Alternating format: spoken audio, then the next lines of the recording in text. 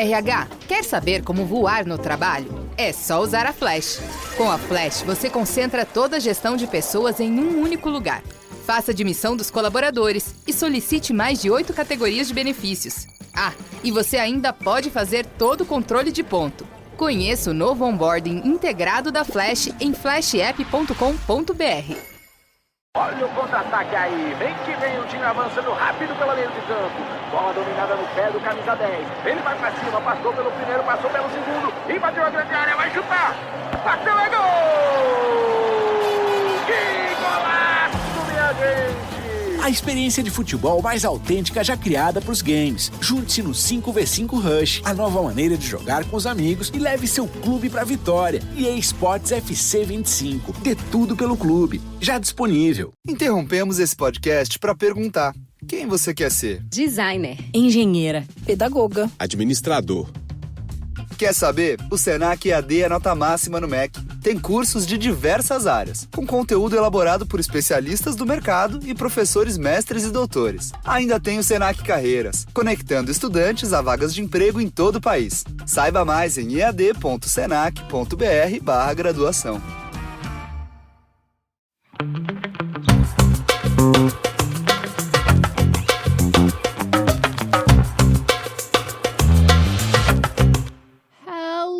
Happy Monday. Oh yeah, it's Monday. And it's time for another episode of Don't Blame Me, a wonderful podcast where me, Meghan and Melisa, give you fantastic, amazing, life-changing advice. Is that your full name? Yeah, Meghan and Melisa. He said me, Meghan and Melisa. Not Exactly. us, Meghan and Melisa. But I also then detached myself because I did me, comma, Meghan, comma, and Melisa. Okay. Who's the me there then? Like, there's me, and then there's the other version of me. It's us. There's only two of us. Did you see the title I put for See You Next Tuesday this week? Or last week? Probably, but let me see. It would be current week for us, but as far as recording.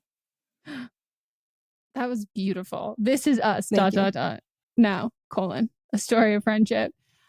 What I just can't explain. I'm gonna have to like listen to that one again. Like, I just can't explain how excited I am, counting down the days, obviously for your birthday. But like, can't believe that J-Lo's giving you the greatest gift of all. I know. Later this week on Friday. You know what? Mouse came to me and he said, "Can we watch the trailer again?" And I said, "Of course we can.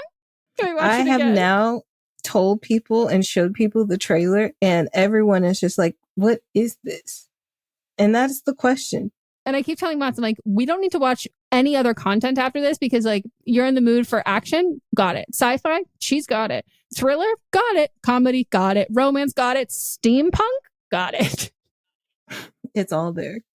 It is. And if you don't know what we're talking about, go back to listen to See You Next Tuesday from last week, which we actually had recorded a couple weeks ago, but life happened and I didn't even realize I hadn't even put it up. And that's fine. Yeah. And in the note of talking over each other, if you are on Patreon and there's any sort of freezing or glitching, obviously the quality we record it in is not, it's better when we like export it and you see it. But in the off chance things are a little laggy, we are more long distance than normal. Melissa's in Arkansas. And so if no uncertainty rumors like, oh, they're fighting, if like we cut each other off or it's like sounds a little clankety or early pandemic vibes. Mm-hmm. The Wi-Fi connection is just not as strong as it normally is, but we make do and it's fine. We make do. How's the rain treating you? Wet. It is. I can't even explain to you that, you know, we talk about how when it rains in LA, like last year it rained so fucking much. No, it didn't. Not compared to what we've been doing. Like, holy fucking hell. This shit is, we've just like every couple hours, Mats goes down to the basement and like wet vacs it to like get all the water up. So it's been a lot. And we were going to go pick up my meds on Tuesday and it's like a drive, like it's like a 40-minute drive each way. Mm-hmm. And I was like, I don't know if it's like, it's still raining. Like, I just don't think it. And Mats is like, come on, like, especially if anyone's on ADHD meds, like, you know, like, you want to be able to go pick it up because if you don't pick it up, they're going to give it to somebody else. And then you have the timeline to wait to get it again. Like, it's just a hassle, especially with the shortage. Like when they have my meds in stock, like you got to go get them. And I'm like, maybe I should just call and ask if they can hold it for a day. Like, this is just, I'm worried. And we get on, Mott's like, it's fine. We get on the freeway. Mott's goes, yeah, give him a call. Like, you're just driving through water. And then once it's like not as deep of water, it is just like enough water that all you see is the kickback where all of the cars just look like they're surrounded by like flour and white dust because it's just like all this mist of water coming back up and you like can't see anything. And it's just such a shit show that you're like driving so slow and then other people aren't driving slow at all. And you're like, okay. And then we ended up going yesterday and I called and they were like, I was like, it's fine. They're like, it's fine. And I'm like, I'm sure everybody's doing this. And we go. And on yesterday when we went, we turned off like the exit and Mott's like, whoa, what is all this thing? I was like, oh yeah, all these roads were closed because of mudslides. Like they're still closed, like all of this stuff. So it's been pretty wild. And I guess it is the most rain we've gotten in a single, I forget which day was the record, but it was more than we've gotten. Tuesday, maybe. Yeah. And it has like, it broke the record that was set in like 1920 or something. So like last year wasn't even as bad. Yeah, I was going to leave last Thursday. I almost texted you being like, I don't think that's a good call. Yeah. And so I was watching. Of course, I'm afraid of flying. Oh, so I was looking at the weather anyway, and I was like, I'm not going to leave. And I saw Friday, it wasn't going to rain till much later in the day. And I don't think it even ended up raining on Friday. And bright and sunny, so beautiful, barely anybody on the plane. It felt like a PJ. It was great. And it was so smooth too. Oh, I slept the whole way. I was like, great, this is beautiful. And then it was raining here. Like after a couple hours, it started pouring down for a couple days here. But now it's sunny again. But then it's supposed to snow on Sunday. But I got alerts. I know. Like I've been outside the last couple days, no jacket on. Me and Aubrielle have been playing and frolicking outside with the dogs. And then it's still warm right now, but it's supposed to be snowing on Monday. Whatever. But I've been getting alerts on my phone from LA of my power and internet being on and off all week. And I'm like, I don't think any of my food's going to be good. Because it was off. I wasn't going to say that. It's been off for long periods of time, like 7 and 8 hours.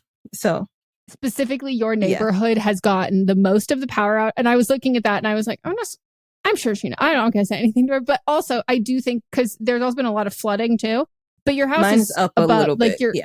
Yeah. So you're fine. And I've been looking at my ring and stuff. Solid. It hasn't gotten high enough anyway. No, the next time we're going over in that area, I'll drive by. But I think you're fine. Yeah, it's not. It hasn't even got up because my porch even is a little higher than the ground. You've got like 2 layers of a porch, and so it's perfectly fine. Yeah, it has been a wild ride, and I'm just so happy. And I've always been thankful of this. That even like last year when we had the flooding, the reason why it was so bad last year is because we were out of town, so like it was all that fucking standing water for a long time before we came back.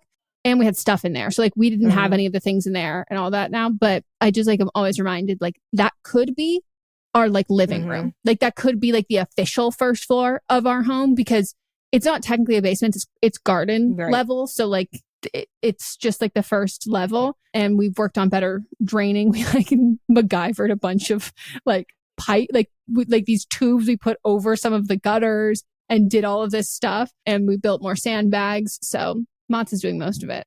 So I give him all of the kudos for that. Good job, Mats. And hopefully it will be done soon. Yeah. I was like, glad. Actually, I was like glad that I wasn't there because I would have just been sitting in black and coldness for hours. Yeah. You would have had you would have to come here because ours only went off like once overnight, but you would have not been able to work. Yeah. And I wouldn't have been able to drive my little car either. So I don't know. I saw someone in your little car driving and I almost was like, get off the road, sir.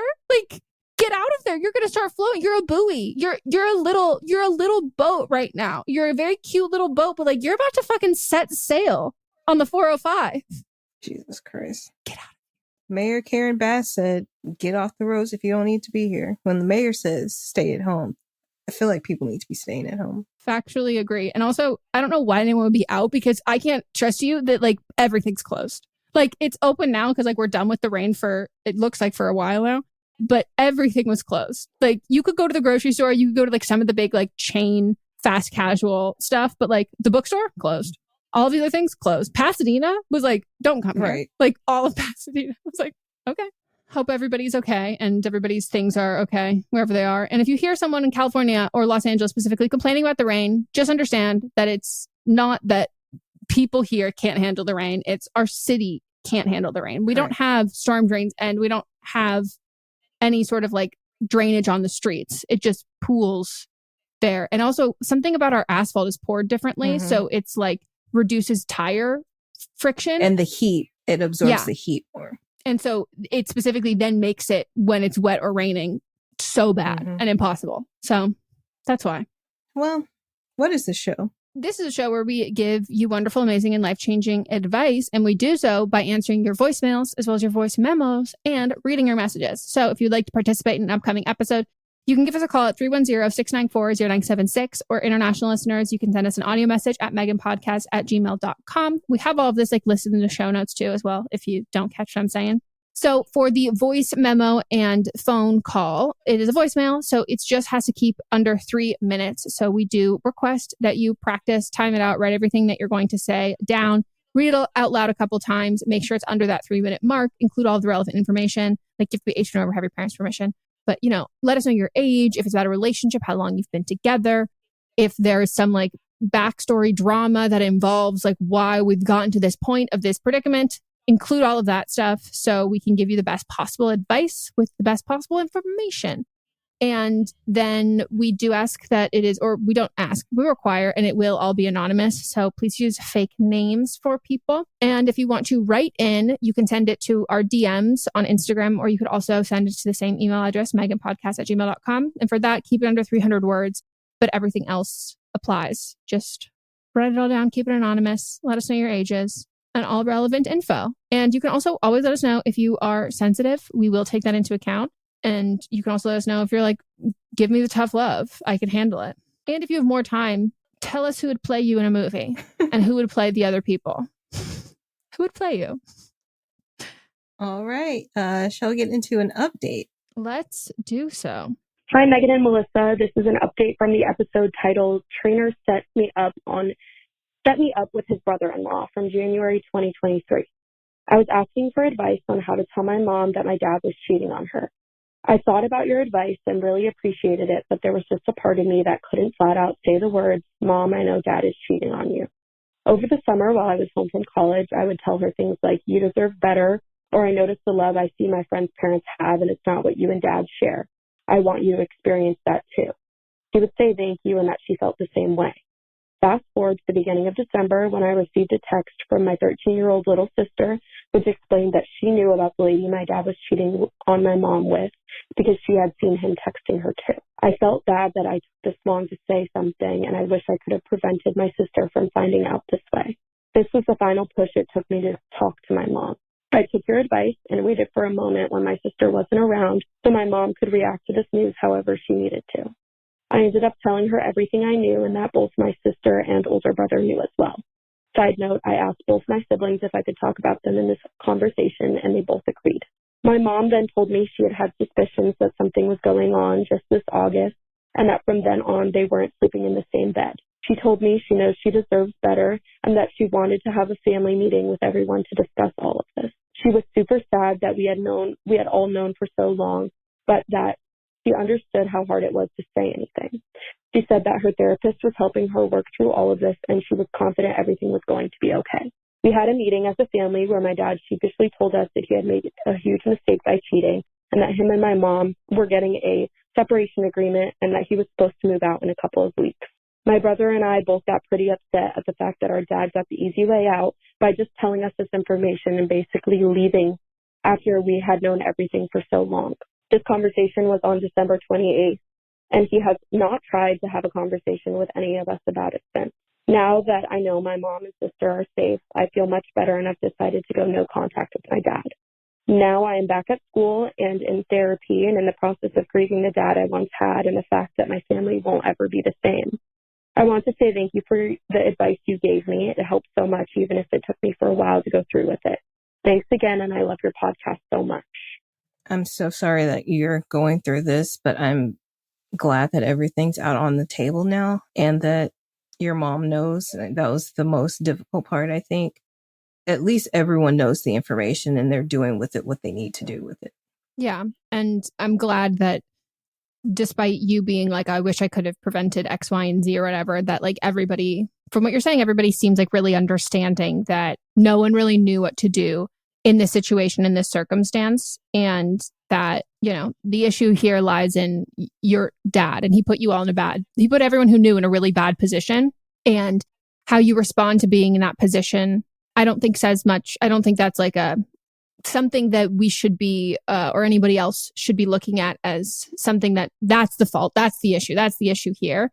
Like everyone, it seems like everyone knows that the crux of this is him, and that you shouldn't feel guilty about how the timeline of it all, because there's no like playbook for this. But yeah, it's difficult, and it's hard when you're the kid and you can acknowledge that like the adult in your life is the one who's like being a coward about that. Yeah. Without acknowledging all of the shit that they're putting you through in regards to like what they put someone else through. So I'm sorry. I think we all knew, like not we all knew, but like you caller knew that this is going to end in some way, and it sucks, but I'm glad that you're ready to like make the decision to go no contact with your dad. And I hope that helps. Yeah. Yeah. All right. Well, we're going to take a break, and when we get back, we'll get into the calls and write-ins.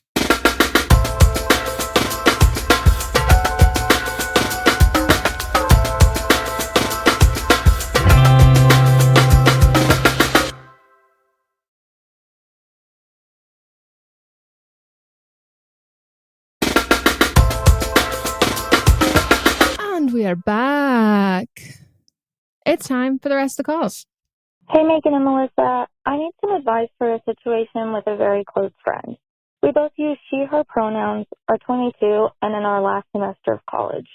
About 2 weeks ago, my friend and I got white girl wasted, and she let it slip that she thinks I tend to flirt with everyone, regardless if she's into them or not. I'm aware that I have a flirty personality, but I never have consciously flirted with anyone she's even mentioned she thinks is cute. I do have memory problems due to past trauma, so I could be forgetting certain things. However, the situations she's brought up I do remember. These are things such as I'll give them the eyes or I'll stand too close to them. All these situations have occurred at the bar where it's loud, and I have an auditory processing disorder, so I do stand a bit close to people in loud situations. As for the eyes thing, she even claims I've given her the eyes, which makes me laugh because I honestly don't even know what I'm doing with my eyes. I don't want it to seem like I'm making excuses, just to be clear. I'm trying to give her side as well as mine. She says me being nice is just really easily seen as flirting, and that I have big eyes and am short, so I have to look through my lashes to make eye contact. Regardless of my intentions, my actions are causing her to feel hurt, and her feelings are valid and very important to me. When we discuss it, I start crying because I hate that I've hurt her, and then I keep crying from anger that I'm crying, which is very counterproductive when we're trying to resolve this. Not sure what to do because in my eyes, I'm just being nice. I've asked other friends their opinions, and they all said that I'm fine and I don't act any different. Normally, I'd say go easy on me. However, for this situation, if I need tough love, please give it to me. This friend is worth hearing uncomfortable things for. Thank you so much. I love the pod. Also, I am in the car, but I'm parked. The car's turned off, but if you hear cars in the background, that's why. Thank you so much. Bye. You're great at following directions. Thank you for being, in a car, but I couldn't tell. No, I want to know if you're neurodivergent or have ADHD, because that sounds like you're like, dude, like I'm following all of the rules and I'm communicating so that you know that, which is something that I very much do. I need to know the rules. Well, I have to keep in mind that you said this is a friend that is like worth putting this work into for, because like this is truly the silliest, goofiest thing I have ever heard. And what I think has happened is someone she has a crush on told her that she's not interested, that they're not interested in her, and they have a crush on you, and she's trying to blame you for and that you caused this. Mm-hmm. Yeah, like you're not the problem here, it's her. And I know you said for us to go easy on you. You don't need that because you didn't do anything wrong. If you hadn't told us that this was a friend that was worth fighting for, I would be going hard on them. But since you want to maintain this friendship, like if other friends are saying it's not a problem, if other friends think you're fine, it seems like she has a problem with you or she's jealous of you, but also she thinks that you're in love with her too. Yeah. So like, I would get down to the root of why she feels like that you are flirting with everyone, including her, when no one else can see that. Does she secretly have a crush on you and she's fighting back in a different, like trying to deflect, and you rejected her in some way? And she's like, well, you just flirt with everybody, so it's whatever. And then you gave me mixed signals. No, like maybe have the conversation with other friends with her, like as a group, have a conversation if you want to maintain the friendship, because then they can hear, then your friend can hear, this friend you wrote in can hear how no one else thinks that this is a problem. Yeah. And I also wonder, it doesn't sound like she's saying it in the moment, it's afterwards.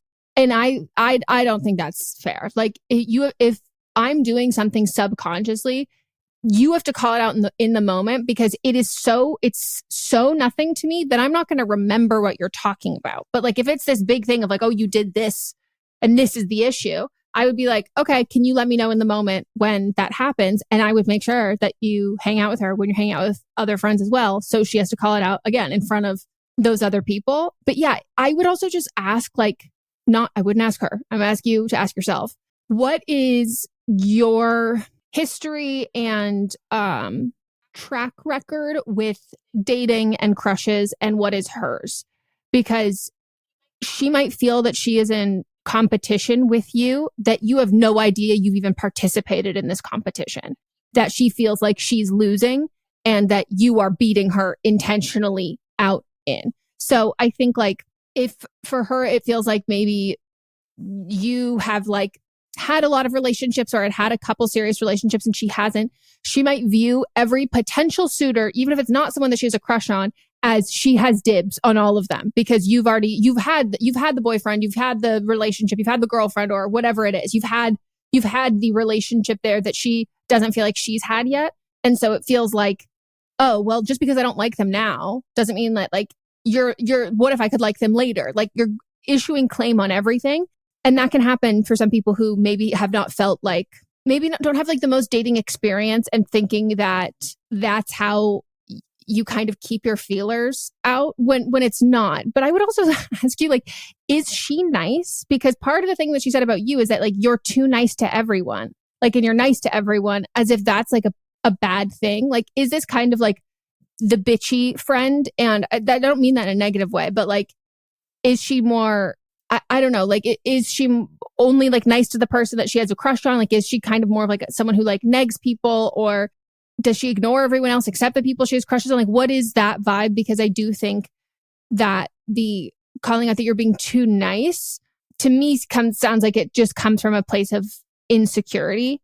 And some people who are really insecure about their experience of dating or their game or any of that kind of stuff can get really, really angry at other women and think it's other women that's a fault there, that it's other women who are backstabbing her. And that's why this isn't working out, when in a lot of that can be coming from the place that that person isn't being nice and kind to other people. And it doesn't mean that the people that they want to date or whatever, but it's like if you're in a group hangout and you're being a bitch to your friends and you're trying to like woo this guy or this girl, like it's not really an attractive quality there to kind of just like turn on everybody else. So yeah. And even the thing about being like, well, I'm short and I have big eyes, like she just sounds like really jealous. And I do think my gut instinct is right, that I think she probably has a crush on someone who she told, or but maybe didn't even tell them, but they might have confided in her that they like you. And it could also be like, that's not the first time. Like it might be that she's had a couple of the people who she's liked who have asked like, hey, can I get your friend's number? Hey, can I do this or this or this? And instead of being like, these guys suck, she's putting that blame on you. And I don't know. I think like I can be like a flirtatious person sometimes, but like with everybody, like I can like, and I don't even want to say like flirtatious. Like I know how to turn on like the charm if I'm like performing or whatever. And like, you can kind of do that if you're in a loud bar, or you're having fun. Like if you're an outgoing person, you tend to kind of, you feed off of the energy of talking to other people and like being social and all of that. So that can become more, not inauthentic, but it can become more of like a heightened performance style of like hanging out with people. And if she doesn't like that, then you guys like don't have to hang out in these instances. But you're not doing anything wrong. Correct. She just sounds like so jealous. Looking through your eyelashes, it's such like a book thing. Yeah. And it's like, okay, what do you want me to look through instead? My titties? Like, what am I supposed to look through? But I just think that like at this point, I would be like, hey, I talked to other people and like no one else is seeing what you're seeing. So if you want to like go to the bar and we'll go with all of our friends, like you can call it out in the moment. If you're not comfortable doing that, like I think that if the location that we're doing this is all of these things you've said happen to the bar, like maybe we're not friends who go to the bar together. Mm-hmm. But it's not your responsibility to make her less jealous. All right. The next one is a write-in. Hi, Meghan and Melisa. I am 29, she, her, and have been living abroad for 4 years now. I'm going back home for 2 weeks to see my boyfriend very soon. This is the first time I will introduce him to my dad and his side of the family. A few days ago, my uncle texted me saying that during my time back home, he would like to have a quote unquote discreet conversation with me about my dad. My dad has been an alcoholic ever since I can remember, and I'm 99% sure that this is what he wants to talk to me about.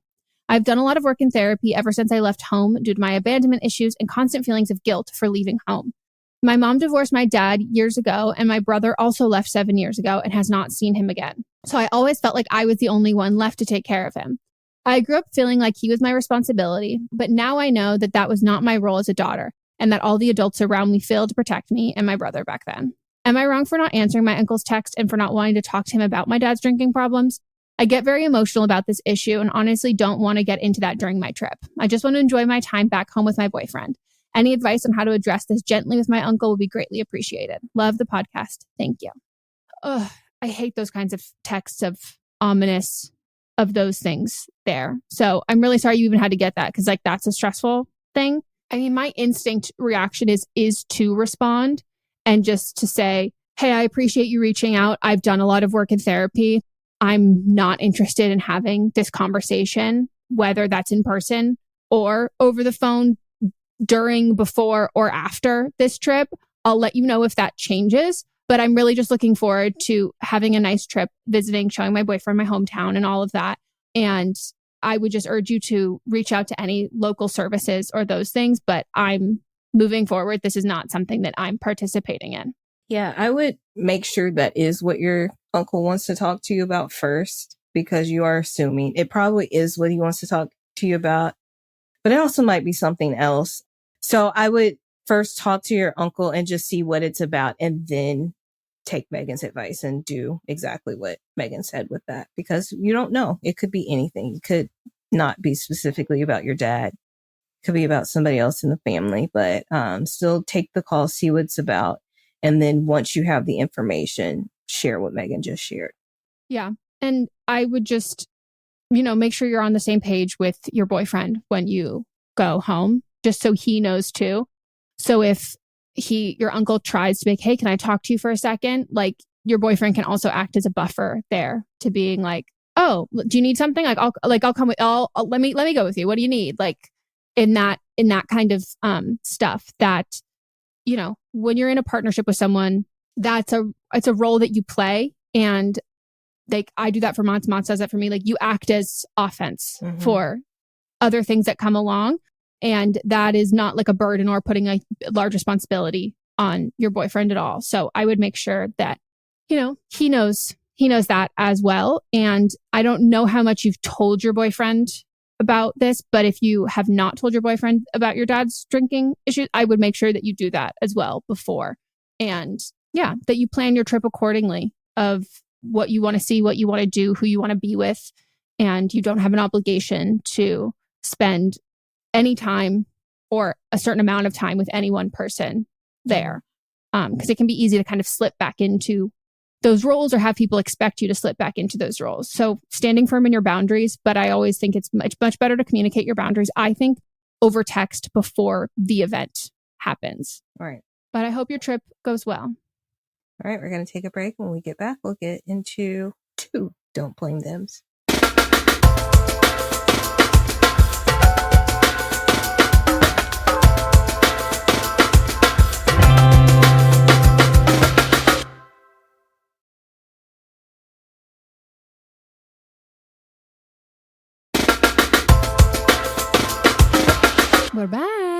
All right, here we go. Now it's time for Don't Blame Them. Don't Blame Them is when y'all write in and share either your experience or your thoughts on a previous call that someone has wrote in or left a voicemail asking for advice. Hi, Meghan and Melisa. I'm a longtime listener, first-time caller. I'm calling in response to the written message about coworkers having inappropriate conversations regarding weight and dieting on the Don't Blame Me finger-licking gross episode. As a 23-year-old girl also starting her first office job, I have experienced this constantly. The talk of skipping meals, unhealthy dieting, and buying of literal back alley Ozempic is absurd and just a part of the day-to-day conversations at my office. It doesn't help that I've always been a heavier, curvy girl and I'm the only Gen Z in the office. It's crazy how different the beauty standards are between me and my coworkers. While I'm all about embracing the female form in all shapes and sizes, and health and the body is a vessel to get you through life and it changes as you get older, but it's such a blessing to grow older. These women are stuck in the early 2000s tabloid age of trying outrageous things to lose weight and calling every single woman fat. Literally no one's safe. The lack of awareness of these women when I'm considerably larger than all of them to be talking about how they wish we didn't have to come to work in person because no one should see them, how fat they are right now, and just all these crazy things. Or sometimes we'll get like office catered lunch and everyone will skip it. And meanwhile, I'm over here not getting paid enough, will take whatever free meal I can get. And I just don't want to feel guilty about it all the time, you know? Anyways, luckily, I guess it's good that they've mainly internalized this and stuck to making comments on their own bodies. Sometimes they're friends' bodies, but they stray away from commenting on people in the office. Since people in your office are making comments about others' clothing, like telling you your shirt was slimming, making you uncomfortable, I really wouldn't hesitate to go bring it up with HR. You don't have to say any specific names. You can just talk about the general office culture, how it makes you uncomfortable. And, you know, it can turn into something much different than someone getting in trouble or like a lecture. HR girlies are here to help you, I've learned. You spend way too much time at work each week to feel uncomfortable. I know like where I'm at being the new hire or being the youngest, it's not always an easy conversation to have. Whenever they say something that makes you uncomfortable, I really hope this situation improves for you. And I'm so happy that you grew up in such a good household where you feel confident about your own body. But honestly, your work environment sounds pretty toxic. And I would save somebody else the trouble of coming into that sort of environment. I definitely agree with everything Meghan and Melisa said as well. I just wanted to bring this alternative up in case you do feel uncomfortable talking to them directly. You should just know that the second I heard this voice to the person who called in, I immediately was like, I know this voice. She was. I know this voice immediately. I could hear your smile and you have such a beautiful smile. And I was like, I can hear it in my ears. Wow. Well, great. Thank you for that. I think that's great. And I mean, I don't work in a company. So the HR thing is like such a foreign concept to me. And I do hope that like, we've heard so many horror stories that like HR is not your friend. And there are like ways to like, you know, things that you should not say to HR and things to go about and like, you know, do all of your own things there. But I hope that's changing. And it sounds like that's not how your workplace environment is. And so I hope more people, there are certain things that HR should be able to take a handle on. Yeah. Yeah. Because this isn't something against the company. This is something against individuals. So I think that this is something that HR can handle without it being a company thing where they have to tiptoe around other feelings and money.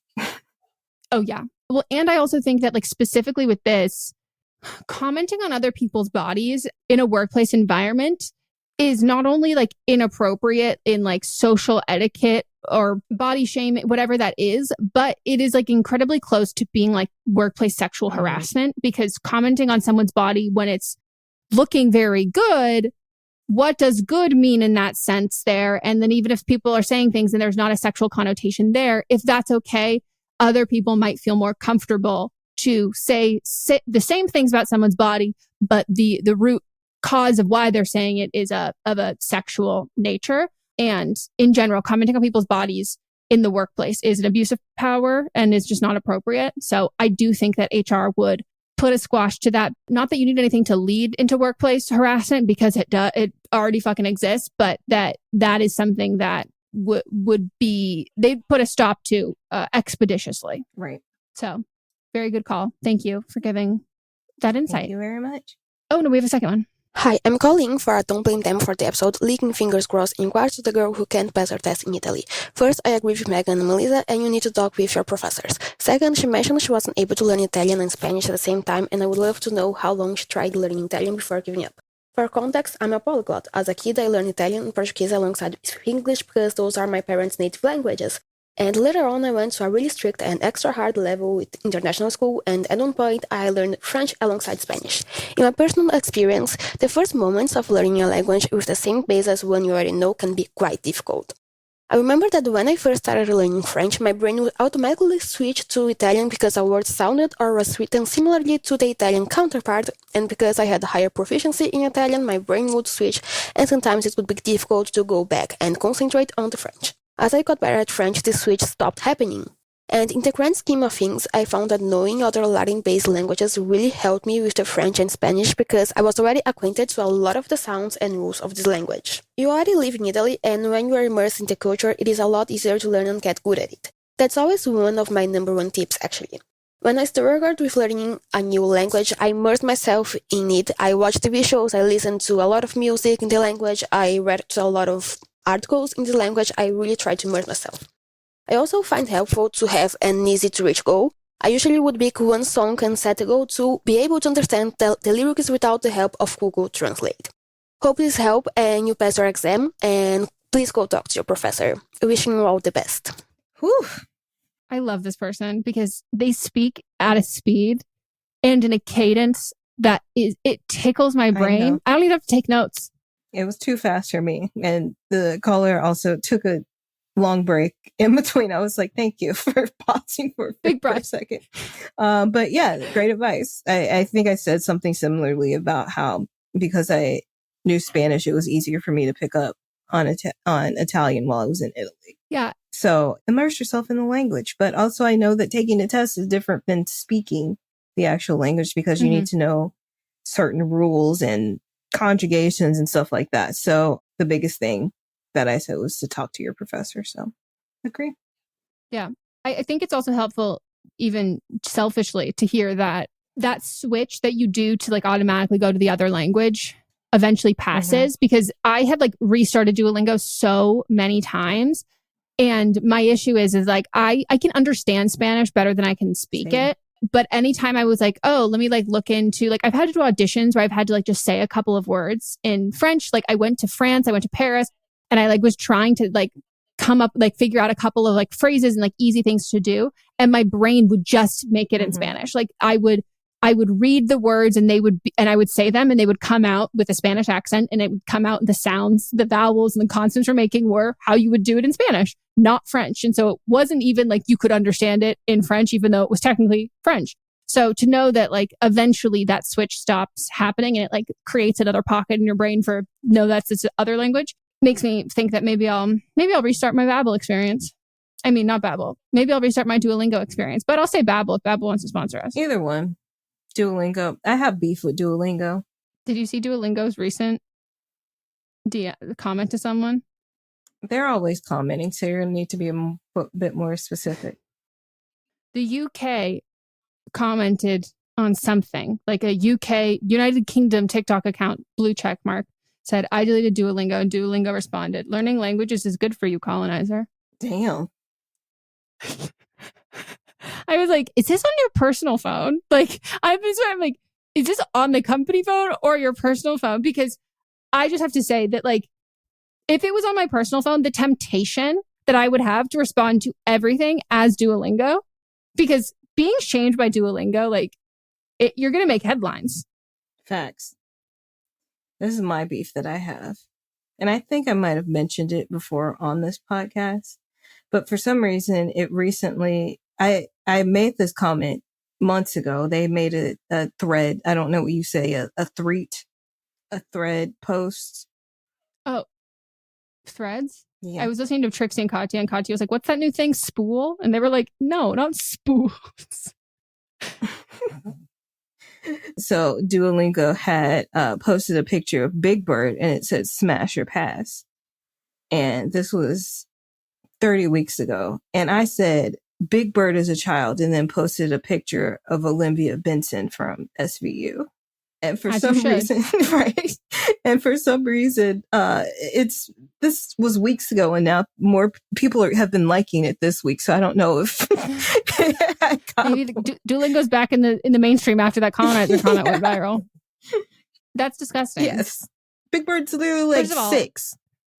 But also the creature, there are certain characters, animated, animal or not, that are sexual beings. Yes. You know, the Robin Hood fox. And specifically, Sesame Street is not, not a single one of them are. Not a single one of them are sexual creatures. Get out of here, you nasty. Right. Ew. Okay, Duolingo, we've got beef again. Leave Big Bird alone. As someone who's been called Big Bird, leave me alone. All right. Well, we hope you all enjoyed this episode. And if you did, you can always leave us a review on the podcast app as well as Spotify. Tell us how much you appreciate the podcast. And if you do appreciate the podcast and you join our Patreon, we would love to have you. Do you want to play Monopoly Go with us? Join the Patreon. You can play Monopoly Go with us. Right now, Melissa is off limits in terms of shutting down landmarks. Unfortunately, we cannot prevent a bank heist, but, you know, we've got a set of rules. We're trading stickers. I've hit a wall with some of my stickers that I'm trying to fucking get. So join. Yeah. But, you know, if you hold on to them for a while, then you can like trade them in with Monopoly and they'll give you some. And honestly, so I've done that twice, and the one I did for the 100 stickers, I got one that I needed, or I think maybe only one that I needed. And the next one I did for 250 didn't get a single fucking one I needed. I've gotten like a lot that I've needed, the 2 that I've done. That's odd. Did you do it with which ones? The 200? Yeah. The second tier, not the fifth, the third tier. Fuck. Okay, well, keep saving. So join us. We have a great time there. It's very fun. And you can also participate in our live streams. We do it twice a month. And it's a jolly grand old good time. There are always new people in there. So don't feel weird if you are brand new. And you can make lots of friends. Everybody's friends with each other. Everyone's great. Everyone's fun. We got to meet Nicole's roommate recently. And I was like, I recognize you from the screenshots when Nicole's like, does anyone have these stickers? And that's who you're FaceTiming in the background. I'm like, I know this face. So get to know people. It's a great way to make friends, especially. We had someone who recently joined who is like in a new city and is, you know, trying to like meet new people, but was like, I need to get settled and socialize. So it's a great way to do all of that. And we love everybody. Everyone's great. It's the only socialization I get. All right. Well, there won't be a new, but am I wrong? Because I'm dealing with family stuff here. But there'll be a see you next Tuesday. So listen tomorrow. If anybody has any witch powers or any other kinds of powers to ensure that Melissa either A, wins the lottery. So if that legal ways, which ways are legal, and or everything good happens in her life. It's not like, I'm not like having like money issues, but money would solve a lot of problems.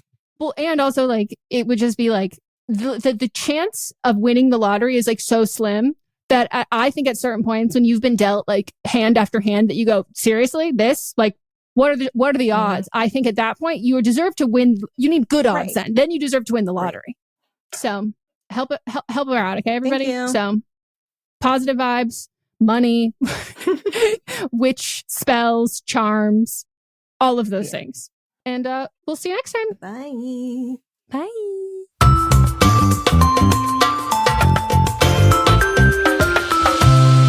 Don't Blame Me is a production by me, Megan Rinks. And me, Melissa D. Montz, plus Diamond Imprint Productions. Post-production sound and editing by Coco Lorenz. Production assistance by Melanie D. Watson. And music by Giacomo Picasso and Ryan Hunter. What's up, everyone? It's Noah Daniels. Hey, y'all. I'm JJ. Hey, guys. It's Kat. And we're your hosts of the Real Hauntings podcast, where we bring on guests who share their first-hand encounter ghost stories and supernatural experiences. Now on to the trailer. I've been warned to not tell this story But I think because of the way it ends, it's okay to tell this story, because some people say that with certain entities, to like speak of them or talk about them or in any way like portray them as powerful will attract them to other people.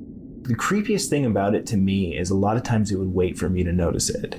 Like it would just lay its arm out like this, and then I'd be like, where is it? Where is it? And then I'd see it, and then it would just slither back. For more information on the Real Hauntings, Real Ghost Stories podcast, make sure you check out real.fm to learn more about our podcast and many other amazing podcasts. Contained herein are the heresies of Radolf Buntwine, erstwhile monk turned traveling medical investigator. Join me as I study the secrets of the divine plagues and uncover the blasphemous truth that ours is not a loving God, and we are not its favored children. The heresies of Radolf Buntwine, wherever podcasts are available.